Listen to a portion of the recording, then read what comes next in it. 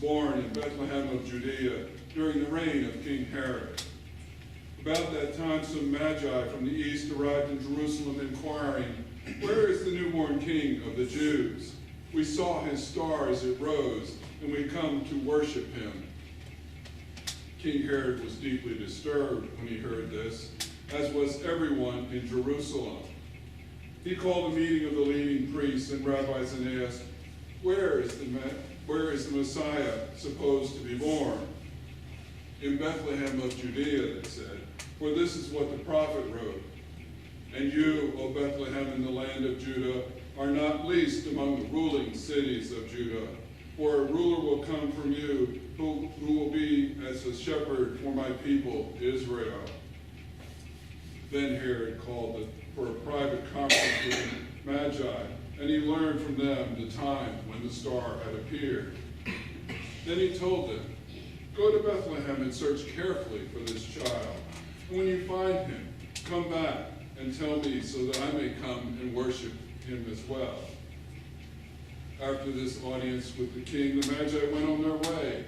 And behold, the star they had seen in the east guided them to Bethlehem. It went ahead of them and stopped over the place where the child was.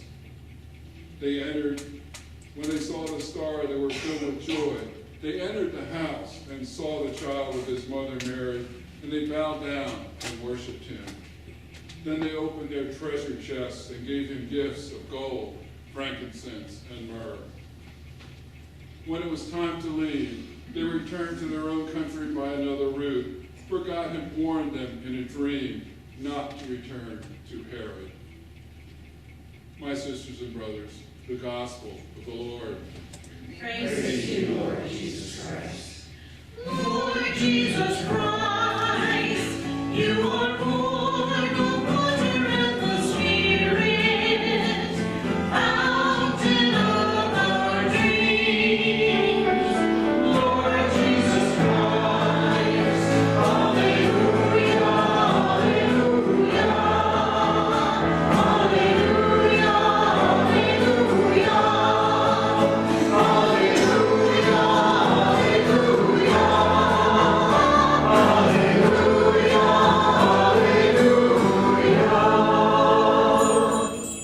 You may be seated.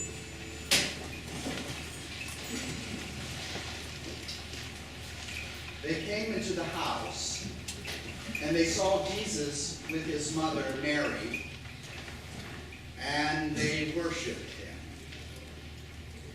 This is the heart of this particular feast that we're celebrating today, the Feast of the Epiphany. We're much more familiar with the Feast of Christmas and the Feast of Easter. The Feast of the Epiphany, well, I would say there are many people out in society today that have no idea what this is all about. But the story of Epiphany, as we heard in this morning's gospel, is the story of the visit of the Magi, or the wise men, or the three kings, as often is thought of from the east. The Epiphany is a strange word to our ears. And what does this particular word mean?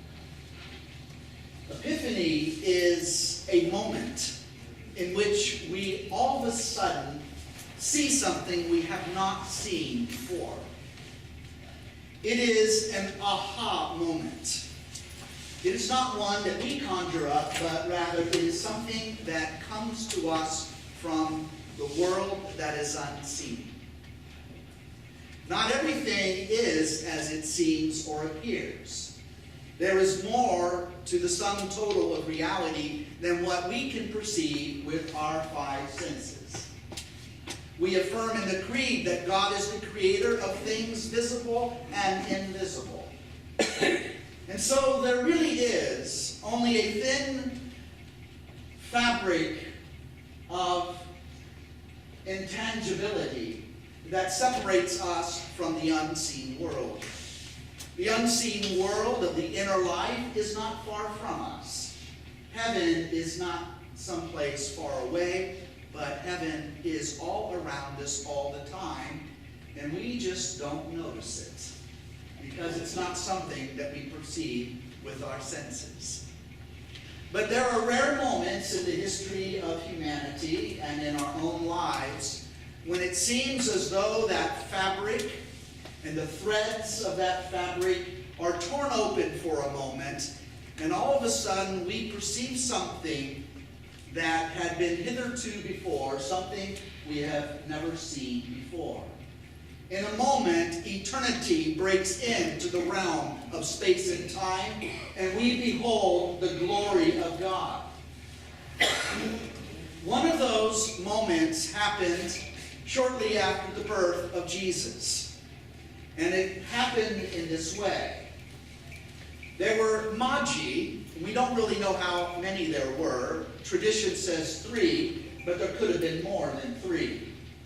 We get the number 3 because 3 is a symbolic number in the Bible, and we like things coming in 3s and in 7s and in 12s. And so we come up with the number 3, but certainly this is associated with the fact that there were 3 gifts that are named and presented: gold, frankincense, and myrrh. Now, the interesting thing about this story is that the magi were not Israelites. The magi were not Jewish. They had a completely different religion. Some would say, if you were Jewish, they had the wrong religion. They were those other people who had that strange religion that obviously could not be true because it's not my religion. Across the Syrian desert, across Mesopotamia, as the landscape ascends into the heights and the mountains of Iran, there was a great society called the Persian Empire. And the Persian civilization was quite sophisticated. They lived in the center of the earth, you might say. And they knew of the wisdom of the East and the Orient. They also knew the wisdom of the West. They were scholars and collectors of writings from all over the world. But they spent much of their time in the night sky from their observatories, not with telescopes, but with the naked eye, and they would study the heavens. There is something about the movement of the constellation and the countless stars that dazzle the human mind. And as we look up at the stars, we wonder about the meaning of existence. We are caught up by all this glory that we see in the skies. These early astronomers were really astrologers. In fact, the original astronomers were astrologers. And so they would map the heavens and study carefully the course of the movement of the constellation, the stars, and the planets. And it seemed to them that after watching these patterns in the sky, that somehow the movement of the heavenly bodies had some kind of influence upon the affairs of humankind on the earth. Somehow there was a correlation. This idea is a very old idea, and it's an idea that has not gone away, because when you used to read your news in the newspaper, there was always the horoscope there that you could read, and that was based upon the forecast of a particular astrologer as what the heavens and the heavenly bodies were going to determine for your life today. It seems rather superstitious to us, and in fact it probably is. But in the ancient world, they took these things seriously and wondered about the correlation of the movement of the heavenly bodies in human life. And then it happened. Something quite extraordinary that we cannot fully explain. But it was so extraordinary that it moved these magi from the east to take a very dangerous and hazardous journey to the west. They saw an unusual star in the sky, and they determined that this is an indication that the King of the Jews has been born. And so they called forth their many servants, and they got their camels together, and they loaded them up with all kinds of supplies. They had their small armed guard, a militia that went with them. These were wealthy men. And so don't think of 3 guys lonely on a camel crossing the desert. There were probably a few hundred of them that were coming across. And they followed this star across the hostility of the desert sands of the Middle East. and through the frontier of the Roman Empire into enemy territory, because the Persians and the Romans were bitter rivals and often fought each other. So they crossed over, and they finally, after stopping in Jerusalem and having an audience with King Herod, were directed by the rabbis to go down to Bethlehem to find this child, this king, this Messiah. And there they found him, and they gave him gifts of gold, frankincense, and myrrh. How many remember the traditional names of the Magi? Do you remember? There was Melchior, Gaspar, very good. Balthasar or something? Balthasar. They might say Balthasar. I don't even know the names. But these people from the Persian Empire presented these gifts. We call this an epiphany, an aha moment, because something about that star spoke to them about the unseen world and about the glory of God.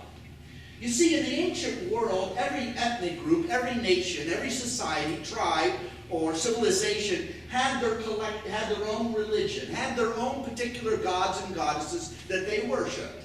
And each one of them had a chief god who was the most important of all among all the gods and goddesses they would have worshipped. The Greeks had Zeus. Isn't it interesting today that we do not worship Zeus? The Romans had Jupiter. The Vikings had Odin. You might remember him from the movie, played by Anthony Hopkins, with his son, the Mighty Thor. You remember that? So every tribal group had their particular deities that they worshiped, and they had their chief deity, and that's who they pledged their allegiance to. But the ancient prophets of Israel spoke of a day when all the nations of the earth would worship but one God, and it would be the God of Israel. The God of Israel, whose name was El Shaddai, and later known as Yahweh, God Almighty, the Lord. And all the prophetic oracles of the ancient prophets, the ancient Hebrew Nevi'im, pointed to a day that would come in which all the nations of the earth shall bow their knee and worship the God of Israel.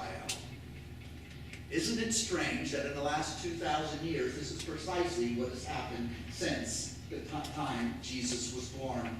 All of a sudden, that religion that was only for the people of Israel, the chosen people, the Jewish religion, now becomes Christianity and spreads to almost every nation upon the earth.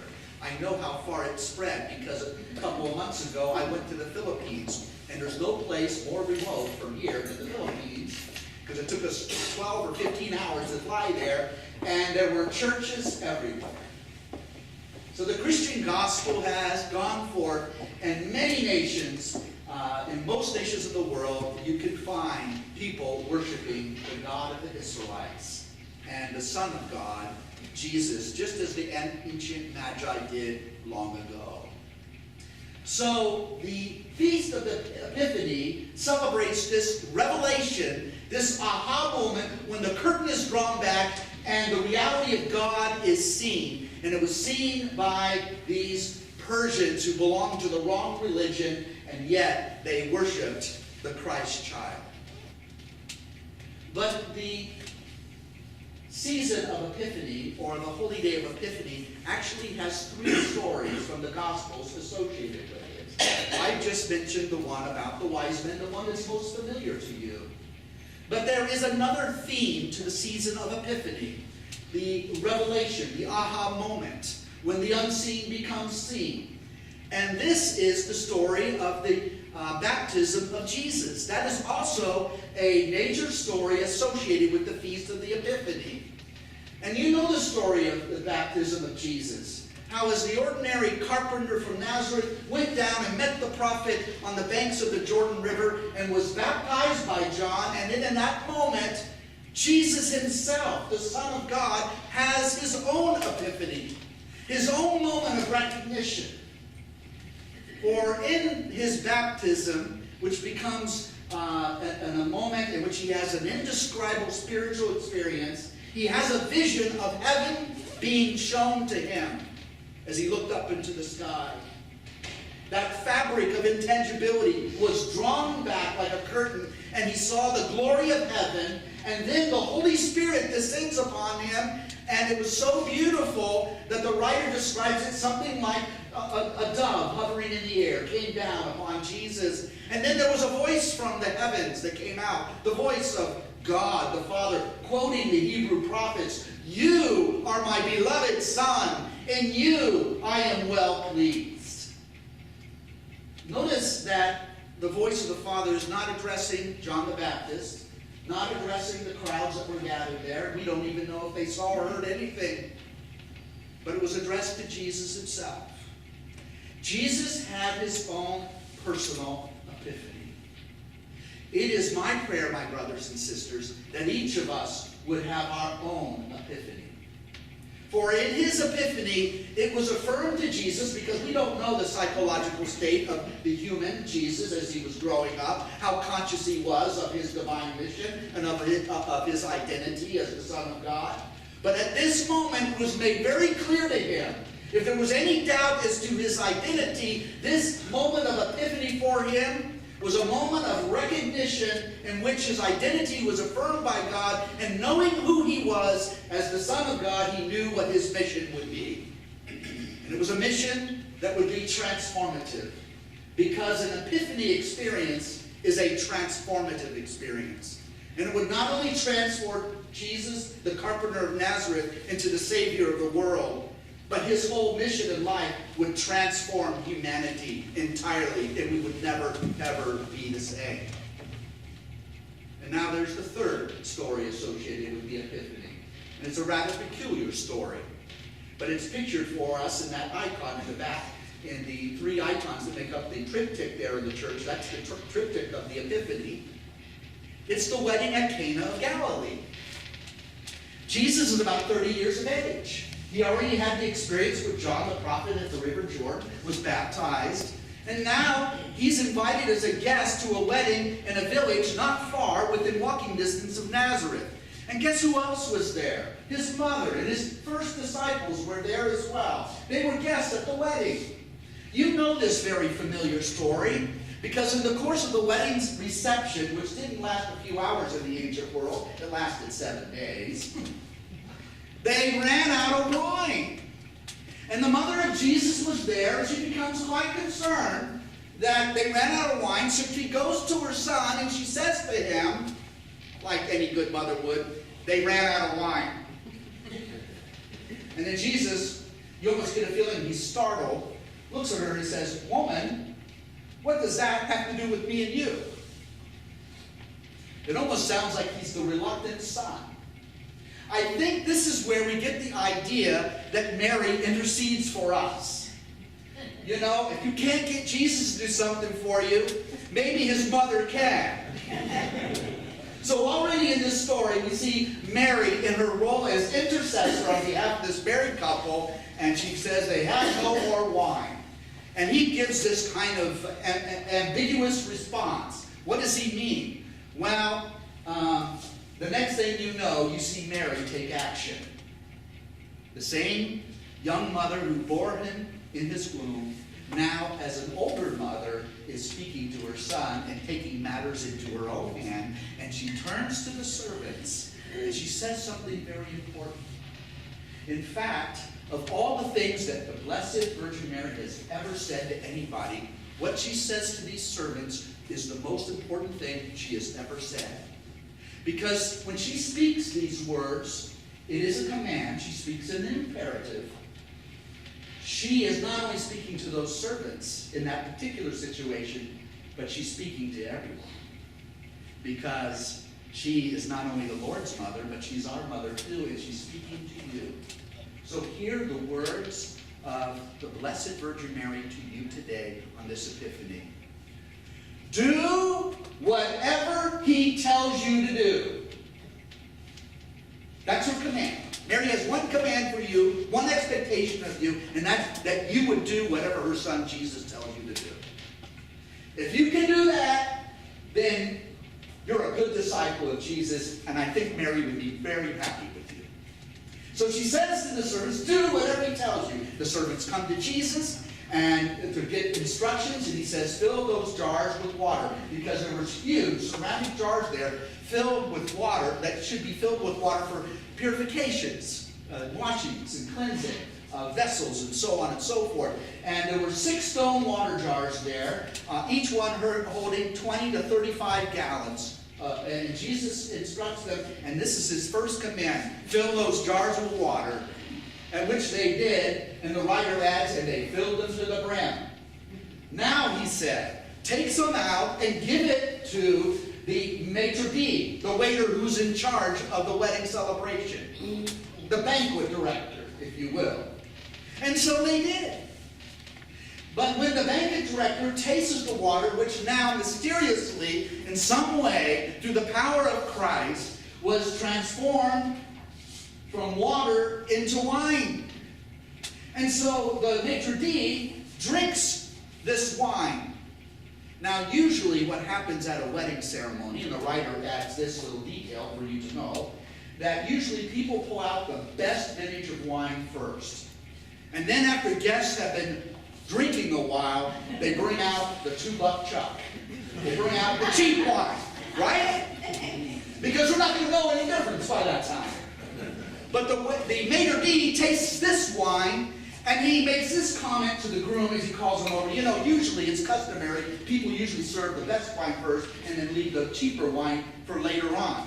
But what you have done is kept the choice wine until now. So not only did Jesus perform this miracle of transforming water into wine, it's very good wine indeed. Jesus transforms ordinary water into extraordinary wine. Because the ministry of Jesus is a ministry of transformation. He transforms our ordinary lives into something quite extraordinary. He takes our mortality and he transforms it into immortality. He takes our brokenness and he transforms us into wholeness. This is the power of Jesus. And the reason why this story is always a part of the Epiphany season is because it was a moment of aha. It was an epiphany. Not for Jesus this time, not for some foreign astrologers, but this was an epiphany for the disciples of Jesus themselves. Because in the conclusion of the story, after this miracle was performed, and the disciples witnessed this, it is written, and in this, his first of all his miraculous signs, this is the very first miracle he performed, in this, he reveals his glory. It was an aha moment for the disciples. And the next line is, and his disciples believed in him. It is my prayer, my brothers and sisters, that you would have that epiphany in your own life. That there will be that aha moment when the curtain is drawn back and the lights are thrown on and you behold the glory of God and you see that everything is not as it appears. That we truly believe in a hidden God. A God who is the creator of all things, both visible and invisible. And so let us, like the Magi of old, let us, like the guests at the wedding, come and present our lives in profound worship. Let us come to Mary and let us worship her Son, Jesus. Let us embrace him that we too may have our eyes open and we might see things as they really are. And that, my brothers and sisters, is the gospel of the Lord. Amen.